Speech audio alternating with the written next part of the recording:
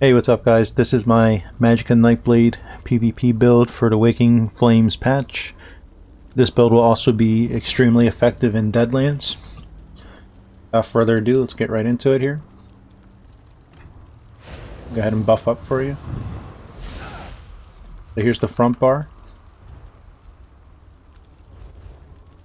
And here's the back. 19 points in the Magicka. 45 into health. Using Lover Mundus for pen. And we're using Ghastly Eyeball food for max mag and mag recovery. We are not a vampire on this Nightblade. This is a no cloak dark Nightblade. We're using Dark Cloak.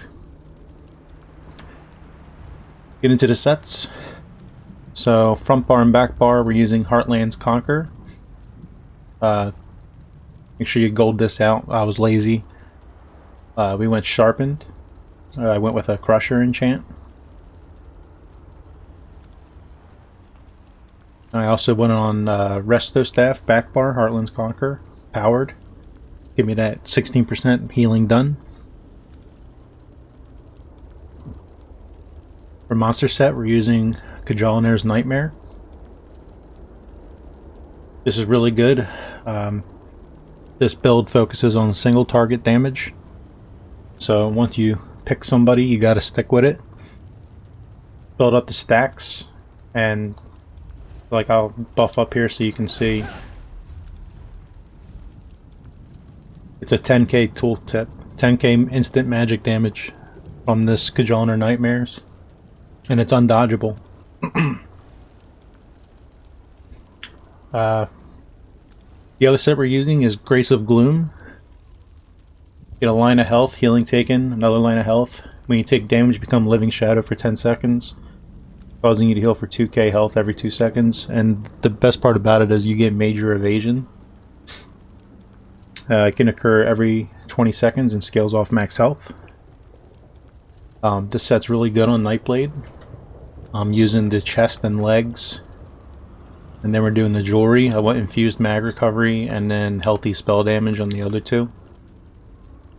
It's important that we have somewhat of a high health pool in this build, not only for Grace of Gloom to give us the maximum healing, but Dark Cloak is also going to give us a heal, and that also scales over your max health. So I'll just go over here. We got heavy helmet, heavy chest, heavy shoulders, and heavy legs. So it's 4 heavy, 3 light on this build. Get into the skills. So in the front bar, I have Merciless Resolve, Swallow Soul, Revealing Flare, Ellie Drain, Flame Clench, and Soul Harvest. And then on the back bar we have Shadow Image, Regeneration, or excuse me, Rapid Regeneration. And then we have Degeneration from Mage's Guild. That's going to give us our major sorcery, and it's a dot. And then we have our Dark Cloak and Siphoning Strikes, and I have Resto Ult. You can opt out of Resto Ult for like Soul Tether, so like if you're getting outnumbered you can pop Soul Tether, you can stun everybody. Kind of gives you some breathing room. So yeah, the thought process behind this was we're not running any wards because we're 4 heavy. So Dark Cloak will give us minor protection for, you know, the couples for, what is it, 5 seconds, or excuse me, 11 seconds. Is it 11 seconds? Let me see. I don't even know. 5 seconds, excuse me. We're getting it for 5 seconds. So, you keep your buffs up. When you swap to the front bar, for the remainder of that 5 seconds, we're going to have major and minor protection up at the same time because of Revealing Flare. Or, I haven't morphed to Blinding Flare. But while it's slotted, we're going to get major protection. So that's what makes us super tanky on the front bar when I'm trying to get offensive. You see we have them both up at the same time there, major and minor.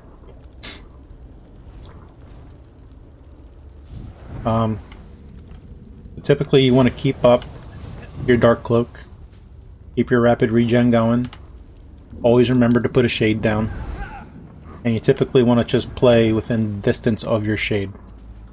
Keep your Merciless Resolve up as well. Play within distance of your shade, you know, when you're fighting, you can kind of backpedal a little bit, and then right when you start to take some heat, you need some breathing room, you just shade back. So this build, even though you're not hiding, it's very much like a hit and run setup. But like I said, since we have the major and minor protection going at all, pretty much at all times, because you're going to keep Dark Cloak up as much as you can, we're going to be super tanky on the front bar. And this build has a ton of pen.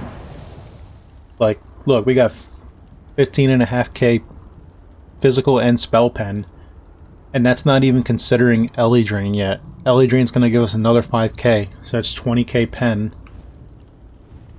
And then on top of that, we're getting another 1500 from our Crusher enchantment on the front bar. So we're going to have 21.5k pen on this build. So you're going to be absolutely shredding people in this build. It does some serious damage. You're not really using cheesy proc sets. So if you're looking to get away from something like that, definitely try this build out. It's super fun in Battlegrounds. Really good in CP Cyrodiil. I'll actually get into that right now. I'll get into my champion points for you. In my green tree, all my PvP builds, I use Rationer, Liquid Efficiency, War Mount, and Gifted Rider.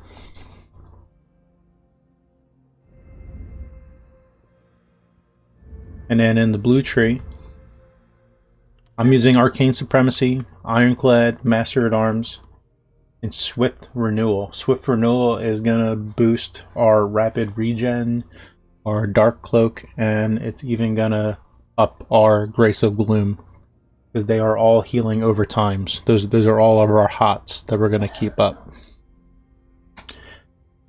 Of course, if you have the points, you know, just put them in where the passives are. And then red tree, we have Pain's Refuge, Expert Evasion, Slippery, and Balanced Vitality. We want as much health as possible. Slippery, this is nice because, you know, these two are really nice because we're a mag build, we're not stam, so any amount of sustain that we can get will be good. And Pain's Refuge, I mean, that's just a no-brainer. If you're in CP Cyrodiil, you have to have this. This is just too strong not to have slotted. Well, that's the build. Let me know what you think down in the comments down below. I will be attaching gameplay at the end of this video from a Battlegrounds that I did, testing the build. It was a lot of fun. Went 9-0 in the Battlegrounds. Let me know what you think. Tell me down in the comments down below. Tell me what you're using on your Nightblade. Maybe you're also doing a Dark Cloak Nightblade, but you're using different sets. I'd love to see what people are using right now, and maybe I can make my build better. Let me know. Catch you in the next one, guys. Thanks again. Peace.